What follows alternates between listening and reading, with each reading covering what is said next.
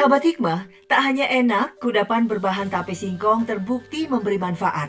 Selain sebagai sumber energi yang cepat diserap tubuh, di beberapa daerah, tape singkong dipercaya sebagai makanan super untuk meningkatkan fungsi gairah seksual pasangan suami istri.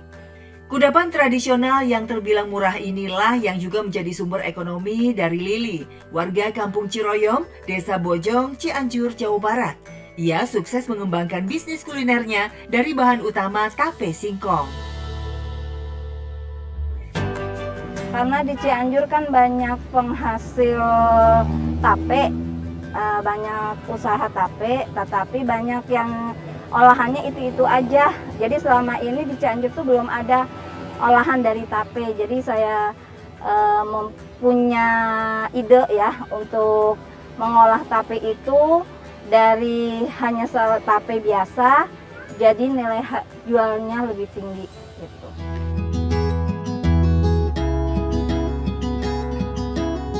Sebelum berbisnis kuliner, Lili yang seorang sarjana pendidikan ini mengisi waktunya dengan mengajar dan memberikan pelatihan pada para mantan TKW agar bisa mandiri. Suatu hari sekitar tahun 2018, Lili melihat pedagang tape singkong yang belum laku. Tak tega, ia lalu membelinya. Kejadian yang sama terjadi beberapa hari sehingga stok tape singkong menumpuk di rumah Lili. Hampir setiap hari lewat, saya beli sekilo, 2 kilo. Tapi lama-lama bosen ya, hanya untuk dibikin kalau orang Sunda tuh bilangnya tape bakar ya. Bosen bikin colenak terus, saya mencoba untuk bikin sesuatu yang beda. Pertamanya itu bolu tape, saya coba bikin bolu tape, tadinya buat keluarga aja. Berawal dari iseng, Lili kemudian bereksperimen membuat aneka olahan berbahan tape singkong. Ternyata, keluarga dan tetangga yang mencobanya banyak yang suka. Merasa mendapat dukungan, Lili kemudian mulai menerima pesanan kue-kue berbahan tape singkong. Prosesnya ketika mungkin bahan ya, seperti kadang-kadang naik turunnya harga jual yang kita berikan ke konsumen. Ya seperti itulah, sering dong. Namanya trial error ya. Kita ada yang sudah kita pesanan gagal karena kita terlalu lelah, jatuh. Gitulah. Optimis jualannya bakal laris, Lili mulai berani membuat aneka kue berbahan tape singkong dalam jumlah yang lebih banyak. Ia menjualnya dengan membuka tempat sederhana di pinggir jalan. Untuk menarik perhatian pembeli, Lili menyediakan sampel untuk dicoba. Namun entah mengapa, tak ada yang tertarik membeli kudapan yang dibuatnya. Saya mencoba, ya hasilnya nol awal-awal. Tapi itu usaha saya itu tetap pengen maju ya, mencoba untuk usaha itu seperti apa. Lalu saya akan lebih ke kota lagi, mencoba pakai mobil di pinggir jalan. Ya kondisi kepanasan gitu. Kalau hujan kita buru-buru beresin gitu ya.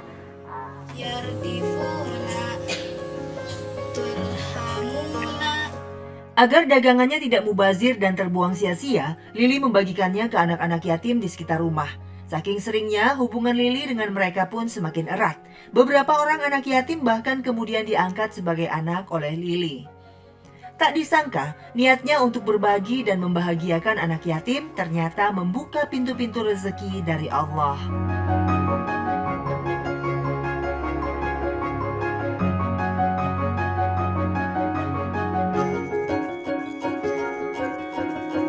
Sedekah ke masyarakat yang lebih membutuhkan.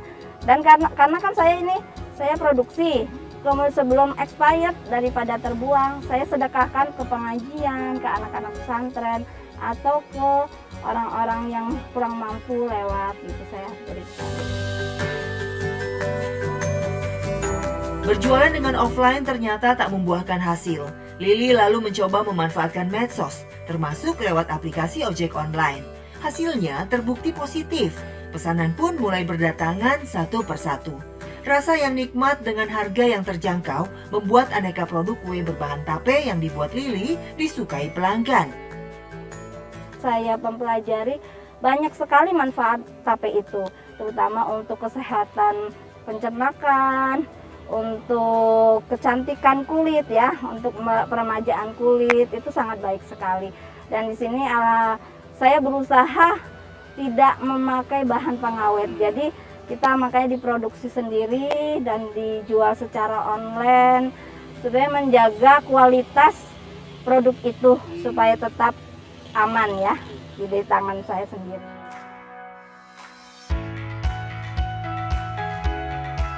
Ketika usaha banyak yang ambruk saat pandemi Covid melanda, bisnis Lili justru semakin meningkat. Ia malah kebanjiran orderan, apalagi manfaat yang terkandung dalam tape singkong dipercaya bisa membantu meningkatkan imun tubuh. Untuk mempermudah produksinya, Lili lalu merekrut sejumlah karyawan dari kalangan anak yatim dan para janda di lingkungannya. Saya tuh supaya usaha saya juga lebih berkah lagi, saya berusaha banyak membantu anak-anak yatim, membantu orang yang tidak mampu gitu ya. Saya bersedekahlah sedikit dari usaha yang saya miliki gitu. Jadi dari uang sendiri, misalnya dari hasil usaha sendiri kita kan lebih lebih enak kita berbagi. Seiring perkembangan usahanya, Lili kemudian berhasil membangun toko kue sendiri. Selain untuk berjualan, toko juga berfungsi ganda sebagai tempat belajar dan mengaji anak-anak asuhnya. Kini dalam sehari, Lili bisa menjual 20 olahan kue. Mulai dari kue tape, roll tape, cake, dan bolu tape. Rata-rata harganya mulai dari Rp30 hingga Rp55.000. Omsetnya pun cukup besar, mencapai 60 juta per bulan. Hikmahnya ketika kita